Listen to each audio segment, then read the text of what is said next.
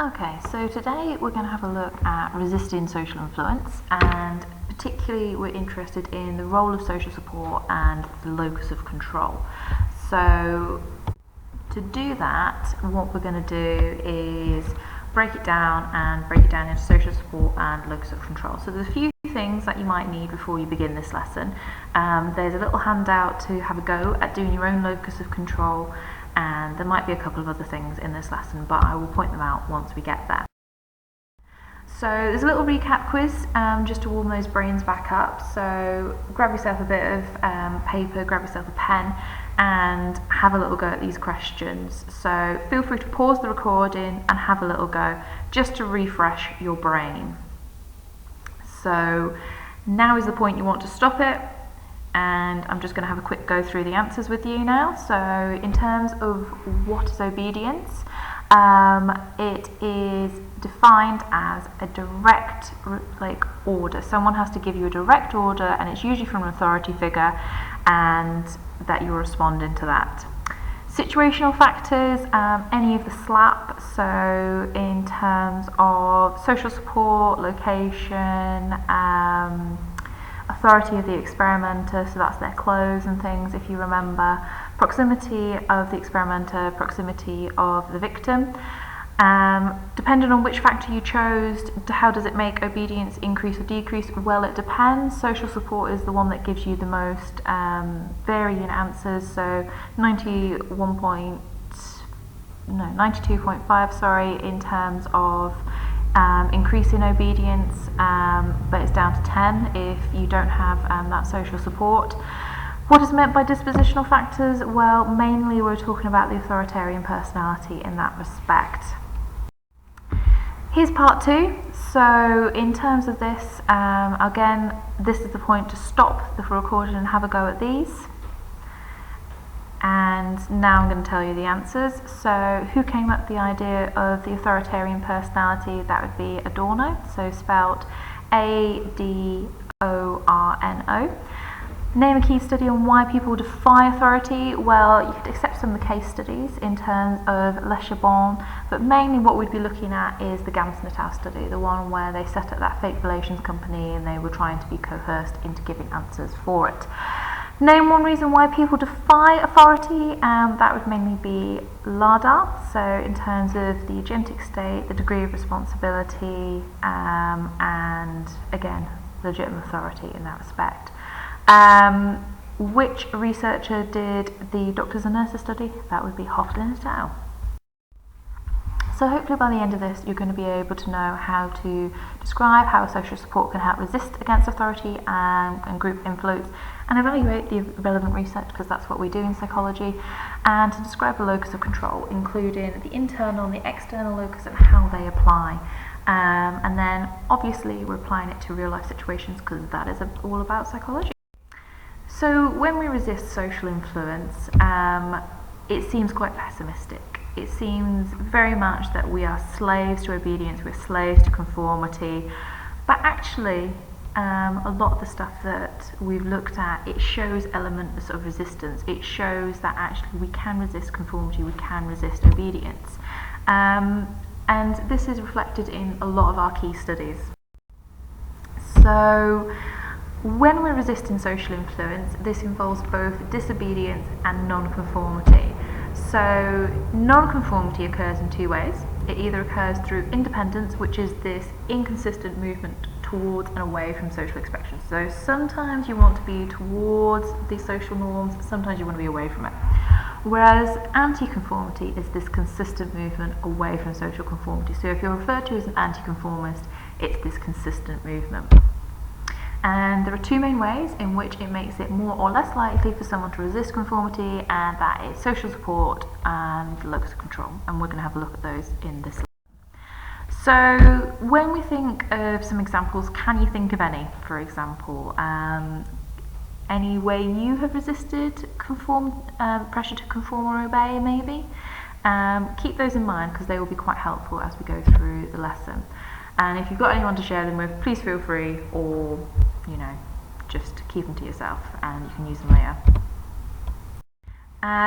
So when we're talking about social support, we're going to think about conformity first. So when we've done Ash's experiment, he found that if you have another participant who gives the correct answers, this decreases conformity, and that reduces it to 5.5%. And if you remember, it was about 37% where people were conforming before that, so that is a huge drop. It can be explained through informational social influence, so the Confederate gives us another opinion and it makes us feel more confident, so it makes us feel more confident that we're correct. But this is still the case that if you start with an ally and then you lose them, so if they change their mind, so if they agree with you at first and then they go, actually maybe not, conformity is lower than if you don't have them at all, but it's actually the consistency which is important. And keep that in mind because we will use that later on when we look at minority influence. So there is a interesting experiment which was done by Allen and Levine, and they did a variation and they found that actually who provides that social support is really important. So if you have someone with bad eyesight, someone who's squinting at the screen, who doesn't seem to look like they know what they're doing, that provides invalid social support. And I just love the picture of this, someone squinting at the screen and being like, well, I think that line might be bigger than the other, but maybe not. But if you've got someone who has good eyesight, then that provides valid social support. So I've got Superman there. Obviously you're not going to have Superman in the experiment, but I thought that was a good example.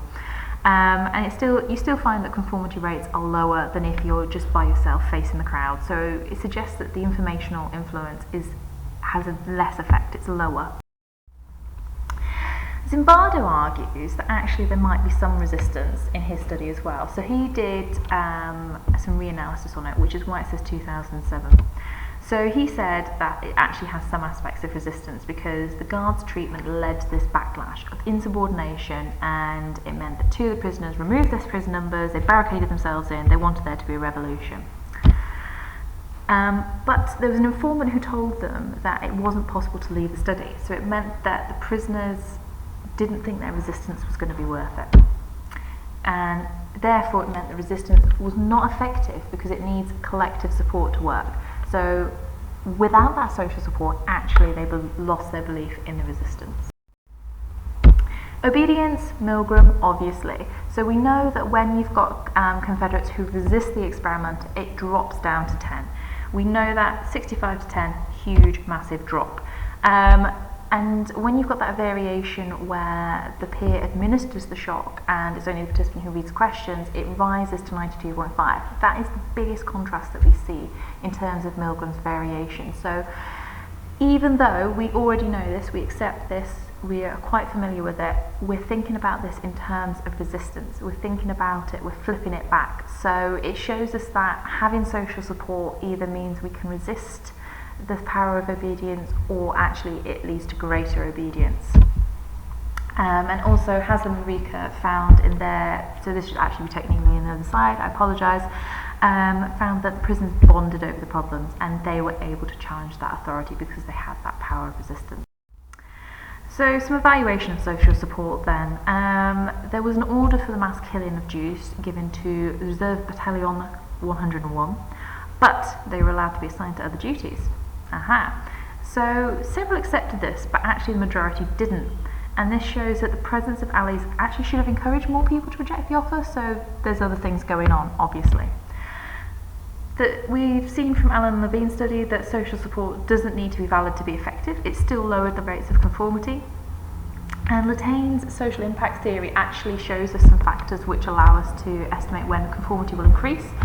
This includes the size of the group and the importance of the group members to the individual. So therefore we can conclude that it's going to be easiest to resist conformity when the group is small and the group members don't have any importance to us. Conversely, we can also see that conformity is going to be hardest if the group is large and they mean a lot to us. So locus of control. This is kind of something that will feel a little bit new compared to social support. So this was developed by Rotter in 1966. And it's the extent to which people believe that they are responsible for their own successes and failures. And there's two types of people. High internal locus of control believe they are responsible for what happens to them, whereas high external locus of control believe that what happens to them is out of their control, down to luck, down to chance, down to fate, uncontrollable circumstances, anyone but them. So it's defined just again as a person's perception of their control over their own behaviour, their own successes, their own failures, etc., etc. So hopefully you've got that questionnaire I was talking about before and have a little go at that, and that will allow you to work out your own locus of control. You need to score it, and this is kind of the point where I would pause, have a go at the questionnaire, fill it in, work out your score, and then we'll move on to the next slide. So Rosser has developed that 23-item forced choice questionnaire, and hopefully you've had a little go at that and you've seen how it works. So this is on a continuum, so it isn't necessarily that you're one or the other, it's that you will find yourself on this continuum. And that if you're internal, you've got things like it's in my own hands, I'm responsible, you're more likely to seek your own information, strive for achievement, you're more likely to resist social influence. So that's quite important. External, on the other hand, it's controlled by outside forces, just happens to me, so more likely to rely on the information of others, no point in trying to achieve, I hope that's not anybody, and more likely to be affected by social influence. So depending on whether you're internal or external actually has an effect on whether you can resist social influence or not.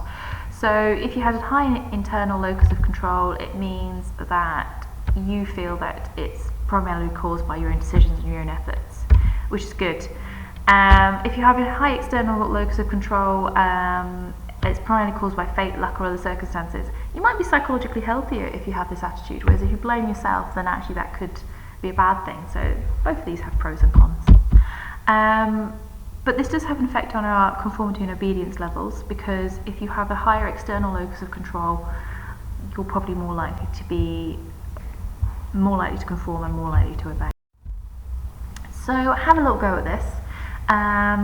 If you've got the slides printed off, then this will be quite helpful. So just a quick go as to whether these are internal, external locus of control, and if you can fill that in, keep it to a side separately, and then if you get that handed in to your teacher, that would be fab. And make sure you come up with your own at the bottom there too.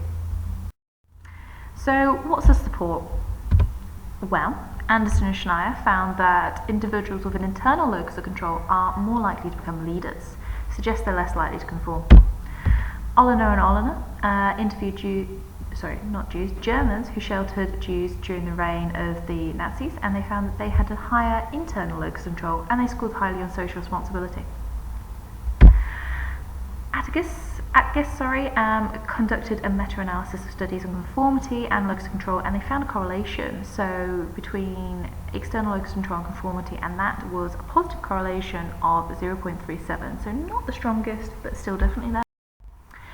So some other points to consider with locus of control too. Twenge et al., very interesting study from 2004, found that American students and children have actually become progressively more external in their locus of control over 42 years.